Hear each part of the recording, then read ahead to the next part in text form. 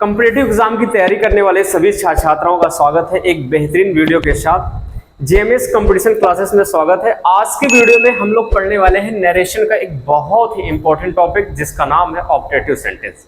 जी हाँ मेरे साथियों, इससे पिछले की वीडियो में हम लोगों ने इंपरेटिव सेंटेंस भी सीख लिया, उससे पिछले की वीडियो में हम लोगों ने इंट्रोगेटिव भी सीखा और उससे पिछले की वीडियो में हम लोगों ने असर्टिव सेंटेंस भी सीख लिया है। जितने भी स्टूडेंट्स वीडियोस को नहीं देखे हैं जल्दी से देख लें, तभी आपको मजा आएगा। ठीक है, अगर ये नरेशन का पूरा टॉपिक आप पढ़ लेते हैं, अगर आप पे इंग्लिश सब्जेक्ट है तो ये समझ जाइए 2 से 3 क्वेश्चन आपको कॉम्पिटिटिव एग्जाम में देखने को मिल जाते हैं। चलिए जी, आज बात करते हैं, ये हमारा जो नरेशन है, नरेशन का मतलब बता ही चुके हैं और आज हम लोग पढ़ेंगे ऑप्टेटिव सेंटेंस। और ये ऑप्टेटिव सेंटेंस होता क्या है प्यारे साथियों, तो मैं आपको बता दूं, इच्छावाचक वाक्य होता है। ठीक है, क्या होता है? ऑप्टेटिव सेंटेंस मीन्स होता है इच्छावाचक वाक्य होता है, मतलब कि जिन वाक्यों में इच्छाएं, प्रार्थना और ये क्या कहते हैं अभिशाप, ऐसे कंडीशन का पता चलता है, वहां पे क्या होते हैं इंपरेटिव सेंटेंस होते हैं, वो सॉरी ऑप्टेटिव सेंटेंस होते हैं। जी हाँ, अब रूल नंबर 1 देख लेते हैं कि रूल नंबर 1 हमारा होता क्या है और कैसे हम चेंज करेंगे। तो देखिए, रिपोर्टेड स्पीच के वाक्य के भाव के अनुसार, रिपोर्टेड स्पीच के वाक्य के भाव के अनुसार सैड या किसको, सैड टू को विस्ड, कर्स्ड या प्रेड में बदलते हैं। अब इस सभी का मतलब जान लेते हैं। विस्ड मतलब वो क्या होता है, इच्छाएं होता है, और ये कर्स्ड मतलब क्या होता है, अभिशाप होता है। ठीक है, और ये लास्ट में प्रेड का मतलब होता है प्यारे साथियों प्रार्थना होता है। मतलब समझ लें, जहां पे इच्छाएं व्यक्त करेगा वहां पे विस्ट लगा देंगे, और जिन वाक्यों में अभिशाप बद्दुआ जिसको कहते हैं तो वहां पे कर्स्ड लगा देंगे, और जहां पे प्रार्थना की बात करें वहां पे प्रेड लगा देंगे। जी हाँ, तो चलिए अब हम रूल नंबर 2 की बात करते हैं। रिपोर्टेड स्पीच में आए मे को, रिपोर्टेड स्पीच में आए मे को, जब जब रिपोर्टेड स्पीच में मे आएगा तो मे को किस में बदलेंगे प्यारे साथियों, माइट में बदलेंगे। ठीक है, और दैट का प्रयोग यहाँ पे लिखा है नहीं करते हैं तो नहीं, ये शब्द नहीं रहेगा, दैट का प्रयोग करते हैं, ये चीज जरूर ध्यान दीजिएगा। जहां पे मे का प्रयोग हुआ, माइट में आपने बदला, वहां पे दैट का प्रयोग करेंगे, ये चीज आप जान लीजिएगा। तो प्यारे साथियों, इस तरीके से हमारा यहाँ पे 2 रूल्स हो गया। रूल नंबर 1 ये कहता है, रूल नंबर 2 ये कहता है। चलिए जी ठीक है, अब हम लोग क्या करते हैं, नेक्स्ट रूल्स को देखते हैं, और नेक्स्ट रूल्स के बाद हम लोग एग्जाम्पल को अच्छे से समझने की कोशिश करते हैं। चलिए, रूल नंबर हमारा 2 हो गया। अब चलो रूल नंबर हम लोग क्या करते हैं, 3 देखते हैं। 3 भी देखेंगे, जितने सारे रूल्स हैं उनके बारे में बात करेंगे, तभी एग्जाम्पल मजा आएगा। रूल नंबर 3 क्या कहता है, चलिए जी देख लेते हैं। रिपोर्टेड स्पीच में आए, यहाँ पे जो लिखा है गुड मॉर्निंग और क्या लिखा है गुड आफ्टरनून, और ये क्या लिखा है गुड इवनिंग, मतलब सुबह दोपहर शाम की जो अंग्रेजी होती है, good morning, good afternoon, good evening को किस में बदलना है, ऐसा कंडीशन होता है तो सैड या सैड टू को आपको विस्ट में बदलना है, और दैट का प्रयोग आपको करना ही नहीं है, दैट का प्रयोग नहीं करना है, ये चीज आप बिल्कुल ध्यान दीजिएगा। लास्ट रूल आपका क्या कहते हैं, ध्यान दीजिएगा।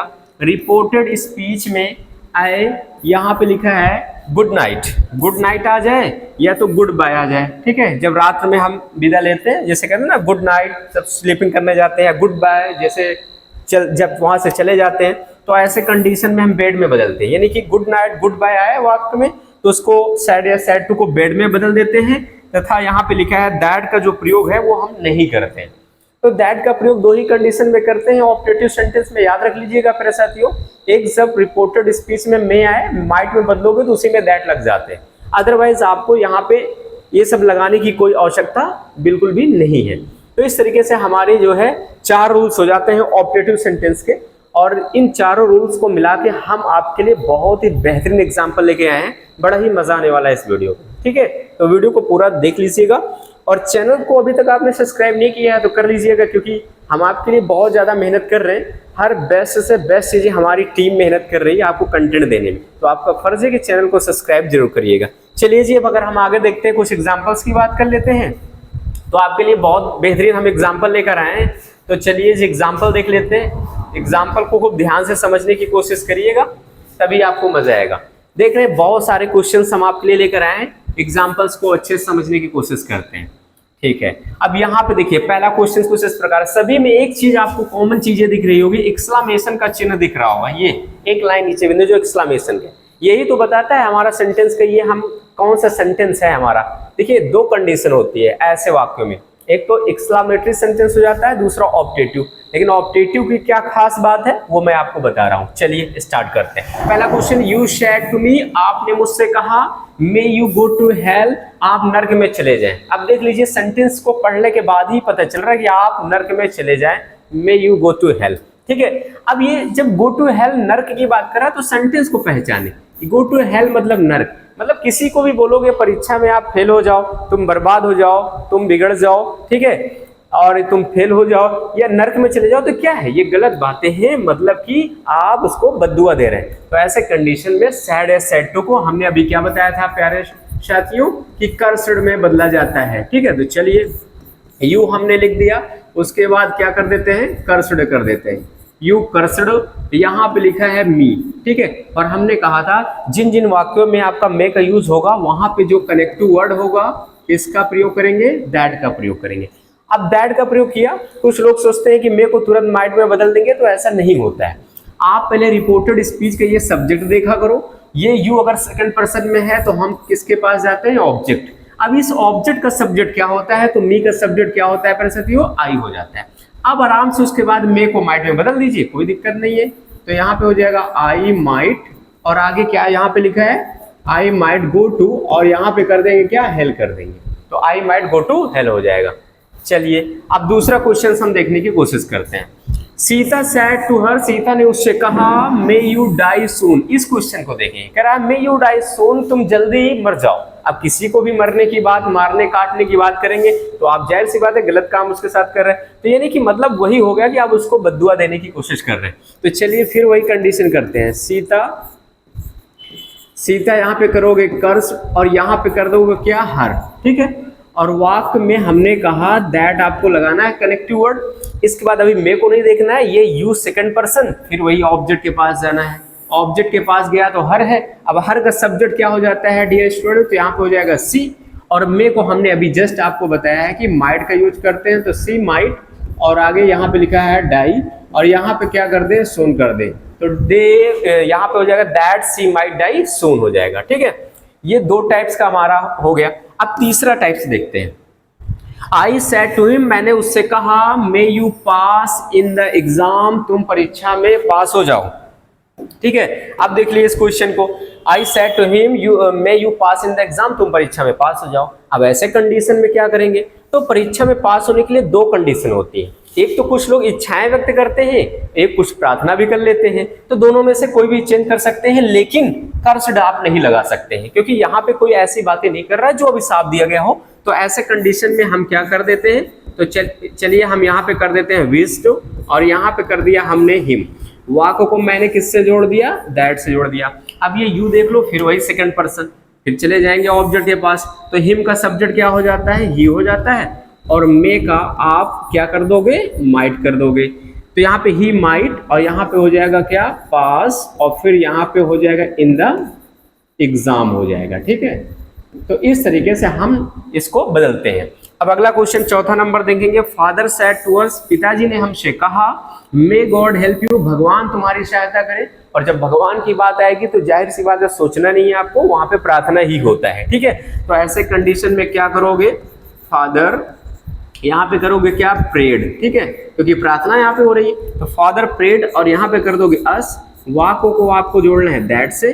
अब देखिए यहाँ मे के बाद गॉड, जैसे राम सीता गीता लिखते हो वैसे गॉड भी कोई नाम है, तो ये थर्ड पर्सन हो गया, और थर्ड पर्सन में कोई चेंजिंग नहीं करते हैं। ठीक है, और मे का किस में बदल देना है आपको, मे का माइट में बदल देना है। ठीक है, गॉड माइट, और यहाँ पे हो जाएगा हेल्प, और इसको देखिए लास्ट में यू आपका सेकंड पर्सन, जाएंगे ऑब्जेक्ट के पास, तो ऑब्जेक्ट हमारा अस है, तो यहाँ पे लिख देंगे ये। ठीक है, ये हो जाता है जी। चलिए अब हम लोग क्वेश्चन नंबर जो है क्या करते हैं, पांचवा देखने की कोशिश करते हैं।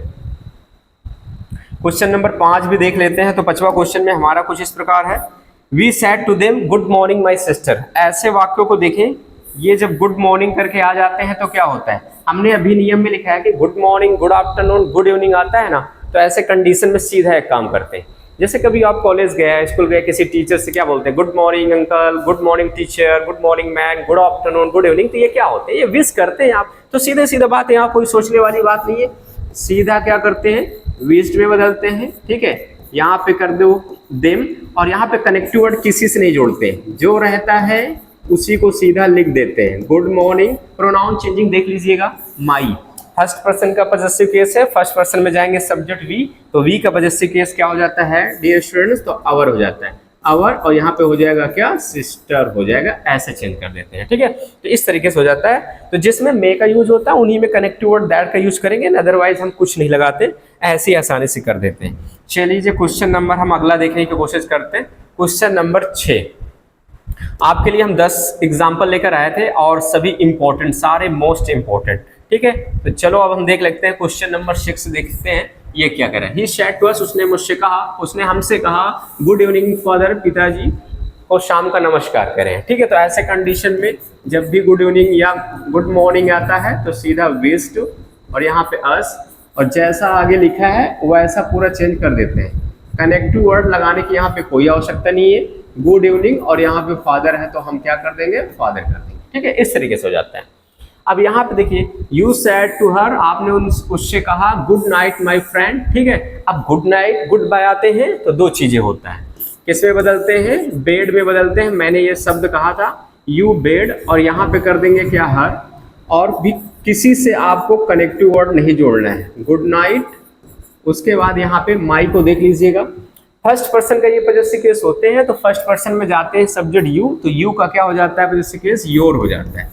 तो यहाँ पे योर करेंगे और यहाँ पे हो जाता है क्या, फ्रेंड हो जाता है। इस तरीके से ये हो गया।